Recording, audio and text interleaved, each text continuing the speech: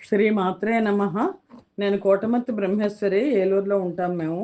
వ్యాస భగవానుడు రచించి మనకు ప్రసాదించిన శ్రీదేవి భాగవతాన్ని ఆచార్య బేతవోలు రామబ్రహ్మం గారు తెలుగు చేశారు. ఆ దేవి భాగవతం చదువుతున్నాం. తృతీయ స్కంధంలో ఉన్నాం. ముందుగా ప్రార్థన. శ్రీమాత్రే నమః. శుక్లాంబరధరం విష్ణుం శశివర్ణం చతుర్భుజం ప్రసన్నవదనం ధ్యాయేత్ సర్వవిఘ్నోపశాంతయే. శ్రీవిద్యాం జగతాం ధాత్రీం సర్గస్థితిలయేశ్వరీం నమామి లలితాం నిత్యాం మహాత్రిపురసుందరీం. కృష్ణాయ వాసుదేవాయ దేవకీ నందనాయ చ నందగోపకుమారాయ గోవిందాయ నమో నమః. నమోస్తుతే వ్యాస విశాల బుద్ధే పుల్లారవిందాయత పత్రనేత్ర ఏన త్వయా భారత తైలపూర్ణః ప్రజ్వాలితో జ్ఞానమయ ప్రదీపః. శ్రీమాత్రే నమః. నైమిసారణ్యంలో సౌనకాది మహర్షులకు సూత మహాముని దేవి భాగవత గాథను వినిపిస్తున్నారు. వ్యాస మహర్షి జనమేజయుడి దగ్గరికి వచ్చి జనమేజయుడికి దేవి మహాత్మ్యం గురించి చెప్పారు. మహాదేవి కృప వల్ల సుదర్శనుడు అయోధ్య రాజ్యాన్ని పోగొట్టుకొని తిరిగి మళ్ళా ఆ రాజ్యాన్ని పొందిన విధానాన్ని, సుదర్శనుడి గాథను వ్యాస మహర్షి చెప్పారు. సుదర్శనుడు అయోధ్య రాజ్యం అంతా కూడా దేవి పూజలు జరిగేట్లు, దేవి నవరాత్రాలు జరిగేట్లు చేశాడు అన్న మాట విని జనమేజయుడు ఒక ప్రశ్న వేశాడు. ఓ వ్యాస మహర్షి, అసలు దేవి నవరాత్రులు అంటే ఏంటి, వాటిని చేసే విధానం ఏంటి అని అడిగారు. అప్పుడు వ్యాస మహర్షి చెప్పడం ప్రారంభించారు. దేవీ నవరాత్రాలు ఎలా చేయాలి అనేది వ్యాస మహర్షి జనమేజయుడికి చెప్తున్నారు. జనమేజయ వ్యాస మహర్షి చెప్తున్నారు, ప్రజలకు వసంత ఋతువు, శరద్ ఋతువు, ఈ రెండు ఋతువులు కూడా చాలా గడ్డు కాలం. అవి రెండు ఎలాంటివి అంటే యమదాంష్ట్రాల వంటివి. రోగపీడలు వ్యాపించే ఋతువులు. జననాశనం అవుతుంది. అందుకని ఆ రెండు ఋతువుల్లోనూ దేవీ నవరాత్రాలు జరిపితే క్షేమదాయకంగా ఉంటుంది అన్నారు వ్యాస భగవానుడు. ద్వావృతు యమదాంష్ట్రాఖ్యే నూనం సర్వజనేషు వై శరద్వసంత నామానౌ దుర్గమౌ ప్రాణినామిహ ద్వావేవ సుమహాఘోరౌ ఋతురోగకరౌ నృణాం వసంత శరదావేవ జననాశకరా ఉభౌ. చైత్రమాసం ప్రారంభ దినాన కానీ, ఆశ్వయుజ మాసం ప్రారంభ దినాన కానీ, అంటే పాడ్యమి రోజున నవరాత్రి ఉత్సవాలను ఆరంభించాలి. మొదటి నెల అమావాస్య నాటికి సంబారాలన్నీ సమకూర్చుకోవాలి. అమావాస్య వెళ్ళిన పాడ్యం కదా, అందుకని హవిష్యమే అశనంగా, అంటే ప్రసాదం మాత్రమే స్వీకరిస్తూ ఏకభుక్త వ్రతం చేపట్టాలి. దేవీ నవరాత్రుల్లో ఒంటి పూట భోజనం చేయాలి. ఎత్తు పల్లాలు లేని సమతలంలో మండపం ఏర్పాటు చేయాలి. 8 బారల, అంటే షోడశహస్త ప్రమాణం స్తంభధ్వజం స్థాపించాలి. మండపం అంతటా ఎర్ర మట్టితో కలిపిన పేడతో అలకాలి. దాని మధ్యలో సమకోణ భుజంగా నలుచెదరపు వేదిక అమర్చాలి. పొడుగు వెడల్పులు సమంగా బారడేసి కానీ చేతి పొడుగును కానీ ఉండాలి. ఎత్తు కూడా అంతే ఉండాలి. చెయ్యెత్తు ఉండాలి. దాని మీద అలంకృత పీఠం స్థాపించాలి. పందిరి వెయ్యాలి. తోరణాలు కట్టాలి.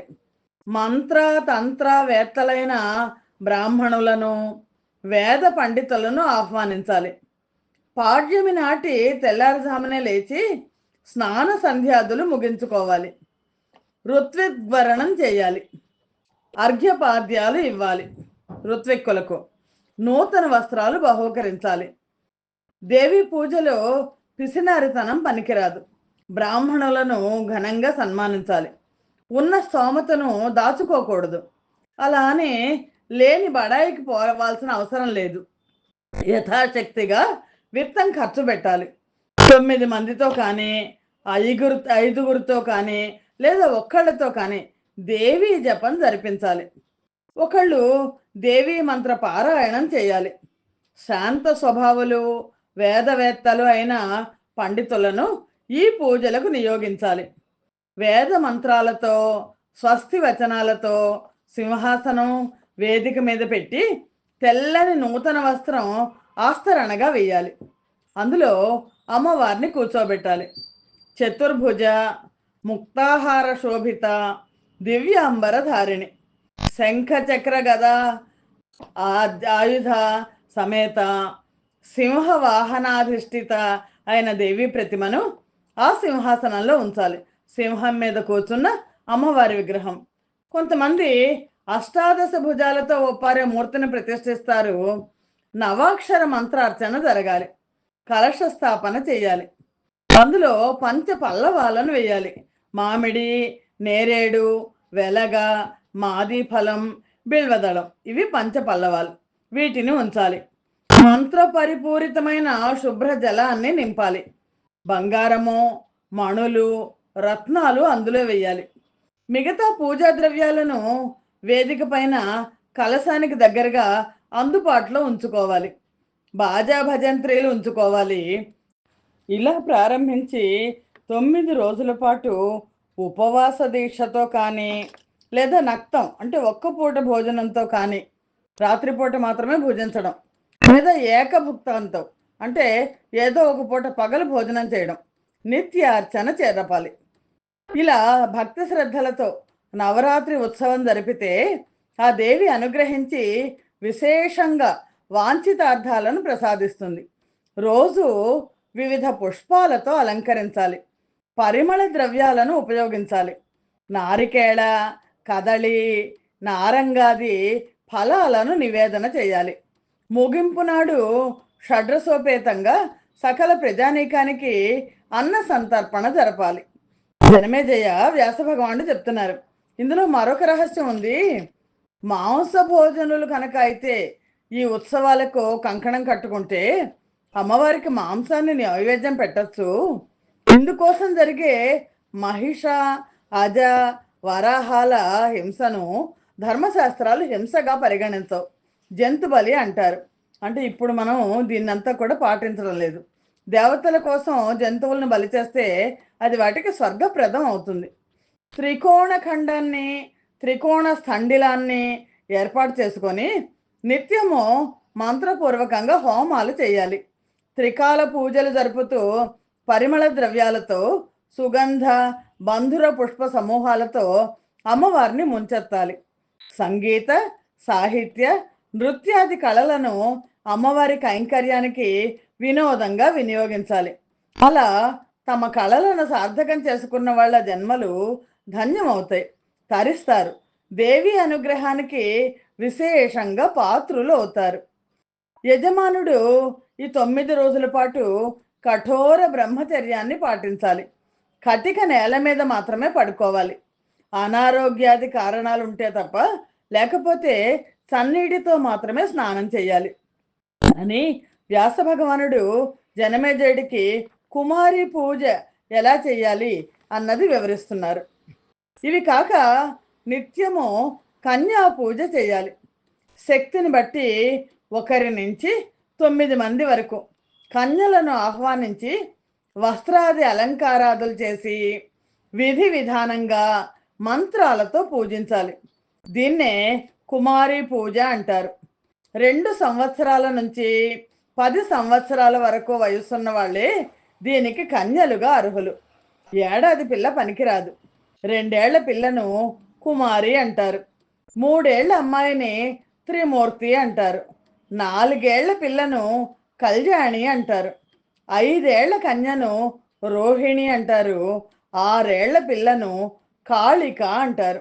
7 ఏళ్ల అమ్మాయిని చండిక అని, 8 ఏళ్ల అమ్మాయిని శాంభవి అని, 9 ఏళ్ల కన్యను దుర్గా అని, 10 ఏళ్ల కన్యను సుభద్ర అని ఈ కుమారి పూజలో వ్యవహరిస్తారు. 10 సంవత్సరాలు దాటిన అమ్మాయి ఈ పూజకు అర్హురాలు కాదు. వీలైతే 9 మందిని ఒకే వయస్సు వారిని ఏర్పాటు చేసుకోవచ్చు. వీటికి విశేష ఫలితాలు ఉన్నాయి. కుమారి పూజ వల్ల దారిద్ర్య దుఃఖాదులు నశిస్తాయి. దీర్ఘాయువు సిద్ధిస్తుంది. శత్రువులను జయిస్తారు. త్రిమూర్తి పూజ త్రివర్గ ఫలితాలను ఇస్తుంది. ధన ధాన్య పుత్ర పౌత్రాభివృద్ధిని కలిగిస్తుంది.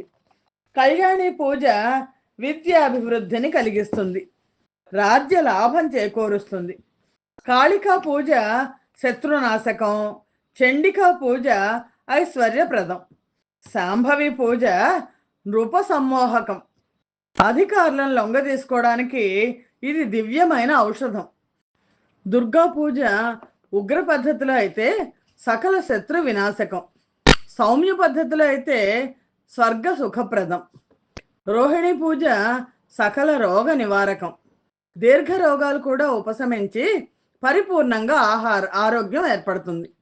సుభద్ర పూజ వల్ల వాంఛితార్థాలు కోరికలన్నీ తీరతాయి, సిద్ధిస్తాయి. వీరిని అమ్మవారికి ప్రతిరూపాలుగా భావించాలి. శ్రీయుక్తనామ మంత్రాలతో కానీ, బీజాక్షర సహితమైన నామ మంత్రాలతో కానీ భక్త శ్రద్ధలతో ఈ కుమారి పూజ జరపాలి. ఈ 9 పూజలకు 9ంటికి 9 ప్రత్యేక స్తోత్ర శ్లోకాలు ఉన్నాయి. చెబుతాను, ధారణ చెయ్యి అని వ్యాస భగవానుడు జనమేజయుడికి ఈ శ్లోకాలను చెప్తున్నారు. కుమారస్య తత్వాని యాసృదత్యపి లీలయా కాదీనపి చ దేవాంతాన్ కుమారీం పూజయామ్యహం. సత్వాదిభిస్త్రా మూర్తిర్యా తైర్హి నానా స్వరూపిణి త్రికాల వ్యాపిని శక్తి త్రిమూర్తిం పూజయామ్యహం. కళ్యాణకారిణే నిత్యం భక్తానాం పూజితానిశం పూజయామి చ తాం భక్త్యా కళ్యాణీం సర్వకామదాం.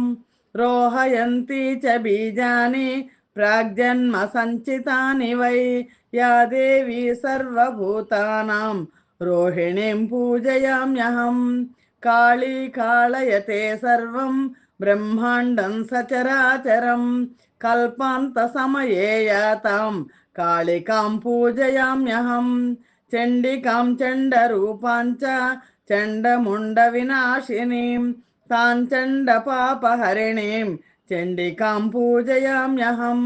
అకారణాత్ సముత్పత్తి యన్మయై పరికీర్తిత యస్యాస్తాం సుఖదాం దేవి శాంభవీం పూజయామ్యహం. దుర్గా త్రాయతి భక్తయ్యా సదా దుర్గతి నాశిని దుర్జేయ సర్వదేవానాం తాం దుర్గాం పూజయామ్యహం. సుభద్రాణి చ భక్తానాం కురుతే పూజితే సదా అభద్రనాశినీం దేవీం సుభద్రాం పూజయామ్యహం. ఇలాగా ఈ శ్లోకాలతో అమ్మవారిని వివిధ రూపాలలో పూజించాలి, కుమారి పూజ అని చెప్పి వ్యాస భగవానుడు చెప్తున్నారు. కన్యకలను నూతన వస్త్రాదులతో, పుష్పమాలికలతో, పరిమళ ద్రవ్యాలతో, సువర్ణ ఆభరణాలతో అలంకరించి ఈ మంత్ర శ్లోకాలతో అర్చించాలి అని వ్యాస భగవానుడు చెప్పారు. కురూపిణులు, కులహీనలు, గాయాలతో కురుపులతో ఉన్నవాళ్ళు, రోగ వ్యాధి పీడితలు, వికలాంగులు, అక్రమ సంజాతలు ఈ పూజకు కన్యలుగా పనికిరారు.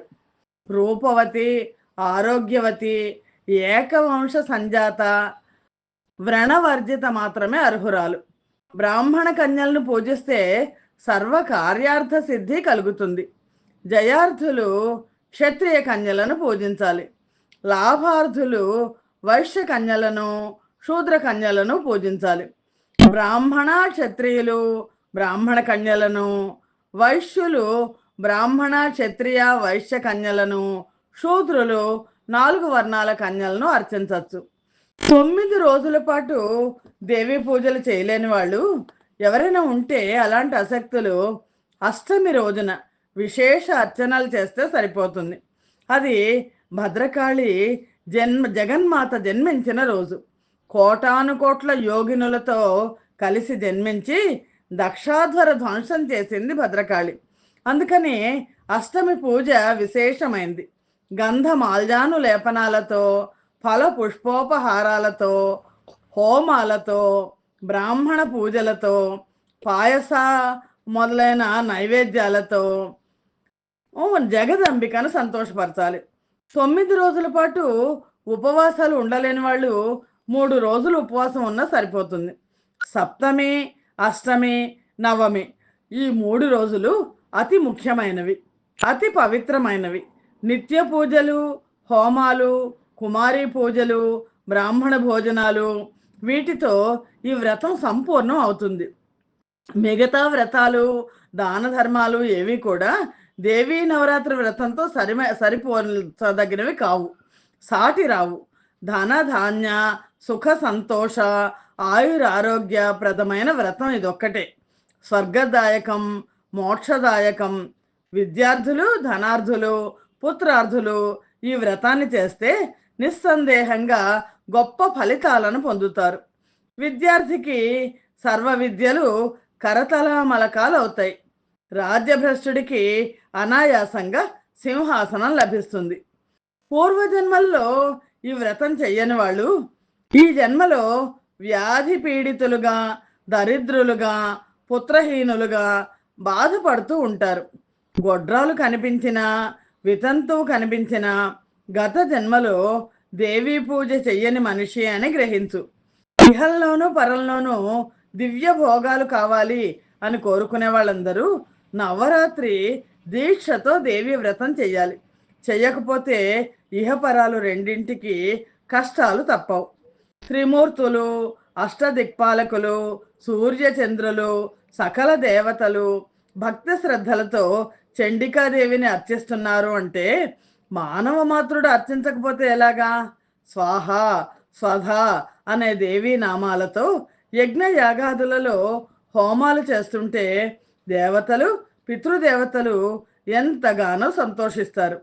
బ్రహ్మదేవుడు లోకాలను సృష్టిస్తున్నాడన్నా, విష్ణుమూర్తి రక్షిస్తున్నాడన్నా, శివుడు కల్పాంతంలో హరిస్తున్నాడన్నా అంతా శాంభవి మహిమే. ఈ సృష్టిలో దేవీ అంశ లేని పదార్థం లేదు, ప్రాణి లేదు.